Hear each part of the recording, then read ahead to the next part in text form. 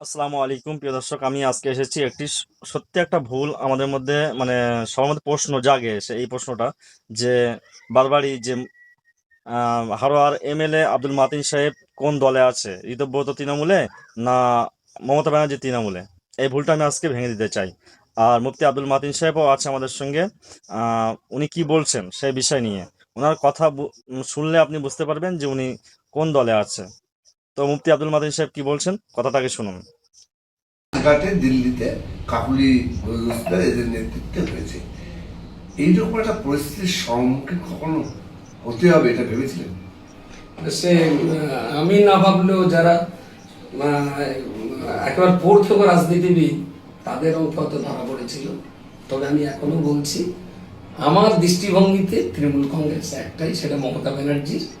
যিনি সন্তান জন্ম দিয়েছেন, সন্তানের মা হওয়া তাকেই মানায়। যিনি সন্তানের জন্ম দেয়নি তিনি যদি বলেন আমি এই সন্তানের মা, এটা ঠিক মানানসই না। সুতরাং আমার দৃষ্টিভঙ্গিতে তৃণমূল কংগ্রেস একটাই দল, একটাই আছে, এবং সেই দলটা যিনি জন্ম দিয়েছিলেন তিনি এখন সেই সন্তান লালন পালন করছেন। এর চাইতে বেশি কিছু আর বলতে পারবো না। প্রিয় দর্শক, শুনলেন মুফতি আব্দুল মাতিন সাহেব কি বললেন।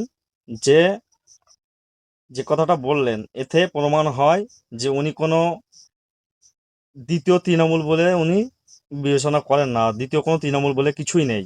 যেটা তৃণমূল সেটা মমতা ব্যানার্জির তৃণমূল, আর যেটা তৃণমূল সেটা মমতা ব্যানার্জির তৃণমূল। যিনি মা, যিনি জন্ম দিয়েছেন তৃণমূলকে, তানাকেই তৃণমূল বলে বিবেচনা করেন। তার মানে এখানে বোঝায় মুফতি আব্দুল মাতিন সাহেব উনি নীতিগ্রস্ত হননি। বুঝে আসছে আপনাদের? আজকে ব্যাপারটা ক্লিয়ার বোঝাতে পারলাম তো? এই কথার মধ্যেতে বুঝে নেওয়া দরকার। যদি না বুঝতে পারেন তাহলে আমার কমেন্ট বক্সে কমেন্ট করবেন। নেক্সট টাইম আমি আরেকটা ভিডিও নিয়ে আমি আসবো, এসে আমি এই বিষয়টা আরও বিস্তারিত করব। আজকের মতো ভিডিও এখানেই সমাপ্ত করলাম। আর আমার পেজে নতুন হলে পেজটি ফলো করে রাখবেন। পরবর্তী ভিডিওতে আবার দেখা হবে। ততক্ষণ ভালো থাকবেন, সুস্থ থাকবেন। আসসালামু আলাইকুম।